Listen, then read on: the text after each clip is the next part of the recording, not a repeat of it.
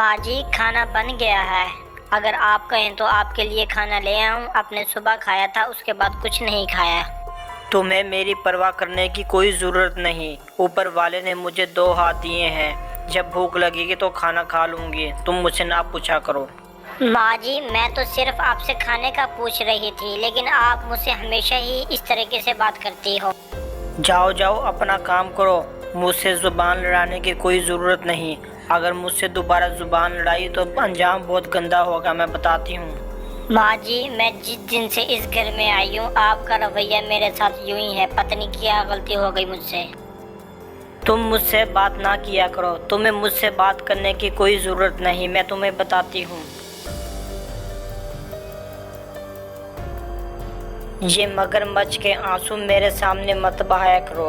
तुम्हें क्या लगता है मैं तुम्हारे आंसू देख के पिघल जाऊंगी? मैं तुम्हें तुम्हारे अंजाम तक ज़रूर पहुंचाऊंगी। किसान सुबह खेतों पर जाने लगा तो उसकी माँ उसका इंतज़ार कर रही थी। बेटा, तुम खेतों में जा रहे हो? मैंने तुमसे बहुत ज़रूरी बात करनी है, मेरी बात सुनकर जाना बेटा। क्या बात है माँ? क्या बात करनी है आपने मुझसे? मुझे जल्दी बताओ, खेतों में जाना है मैं। बेटा, तुम्हारी बीवी ने मुझे बहुत तंग किया हुआ है। वो जिस दिन से इस घर में मनहूस आई है, कुछ भी काम हमारे घर का अच्छा नहीं हो रहा। मनहूस है ये बेटा। माँ, आप दोनों की लड़ाइयों ने मेरा सुकून बर्बाद करके रख दिया है। आप भी तो उसके साथ हर टाइम लड़ती रहती हैं। क्या तुम भी मुझे कसूरवार समझते हो? मुझे लगता है तुम अपनी बीवी की बातों में आ गए हो। माँ, मुझे खेतों में देर हो रही है, बाद में बात करते हैं। ये बात कहकर किसान खेतों के लिए निकल पड़ा।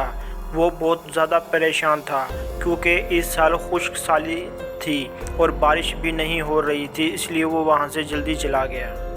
किसान बेचारा बहुत परेशान था क्योंकि इस साल बारिश नहीं हो रही थी, जिसकी वजह से उसकी फसल बिल्कुल सूखी थी और घर की लड़ाई ने उसका जीना हराम कर दिया था। वो यही सोचता जा रहा था कि यार क्या बनेगा इस साल, क्योंकि घर में राशन भी कुछ भी नहीं था। किसान चलता हुआ अपने खेतों में पहुंचा और उसने फसल को देखा।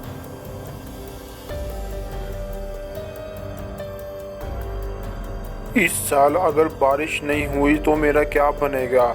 घर में खाने के लिए कुछ अनाज भी नहीं है और लाला के इस साल पैसे भी देने हैं। अगर मेरी फसल नहीं हुई तो लाला मुझे मेरा घर नहीं छोड़ेगा। ये बात सोचकर किसान बहुत ज़्यादा परेशान हो गया और घर पर जाता तो घर के लड़ाई झगड़ों ने उसका जीना हराम कर दिया था। किसान की घर जाते हुए रास्ते में अपने दोस्त से मुलाकात हुई। अरे कबीर, कहाँ से आ रहे हो? कैसे हालात हैं तुम्हारे? अब तो तुम मुझे नजर ही नहीं आते, कहाँ रहते हो? क्या पूछते हो यार? इस साल तो मैं बहुत ज़्यादा परेशान हो गया हूँ। एक तो मैंने लाला के बहुत ज़्यादा पैसे देने हैं और इस साल फसल भी अच्छी नहीं हो रही, बारिश नहीं है।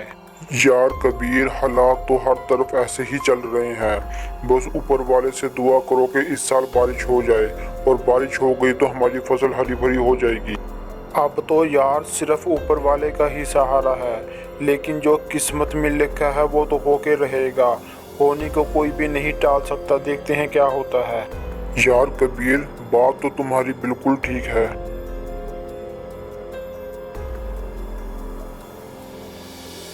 माँ, आजकल कबीर बहुत ज़्यादा परेशान रहते हैं।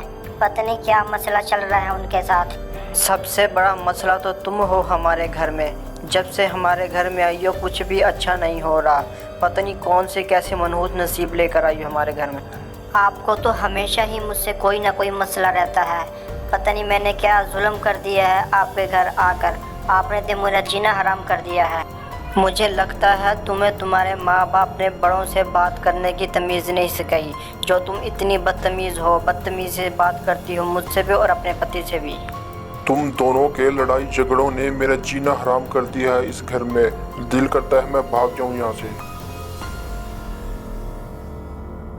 तुम अपनी माँ से पूछो जिसने मेरा इस घर में जीना हराम कर रखा है। उनसे जब भी बात करो सही मुंह से बात नहीं करती। मुझसे पता नहीं क्या गलती हो गई है।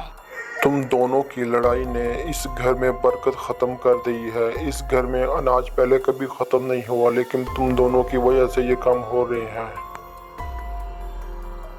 कबीर कमरे में परेशान खड़ा था कि उसकी माँ उसकी परेशानी की वजह पूछने आ गई। बेटा, मैं तुम्हें इतने दिनों से देख रही हूँ। तुम बहुत ज़्यादा परेशान नज़र आ रहे हो मुझे। माँ, इस साल बारिश ना होने की वजह से फसल बहुत ज़्यादा ख़राब हो रही है और घर में तुम्हारी चिक ने जान खा ली है। बेटा, मैं आज के बाद इस घर में लड़ाई झगड़ा नहीं करूँगी। तुम परेशान ना हो, ऊपर वाला सब ठीक करेगा। बेटा, परेशान ना हो। माँ, घरों के लड़ाई झगड़ों में घर की बरकत ख़त्म हो जाती है। ये सब परेशानी इसी वजह से है। अगर तुम ठीक हो जाओ तो सब ठीक हो जाएगा। बेटा, जब तुम परेशान होते हो तो मेरा दिल बहुत दुखता है। मैं तुमसे वादा करती हूँ आज के बाद मैं इस घर में कभी लड़ाई नहीं करूँगी बहू से।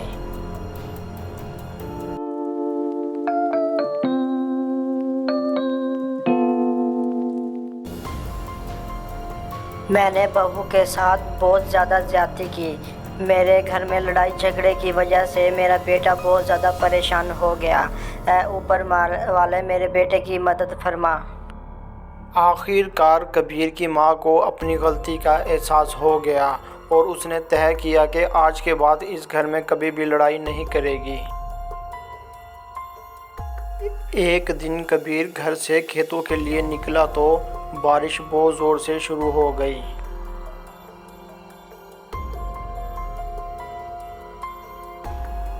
है ऊपर वाले, तेरा लाख लाख शुक्र है। इस साल बारिश हो गई, अब मेरी फसल बहुत अच्छी होगी और मैं लाला का कर्जा उतार दूंगा और मेरे घर में बहुत सारा अनाज होगा। शुक्र है तेरा।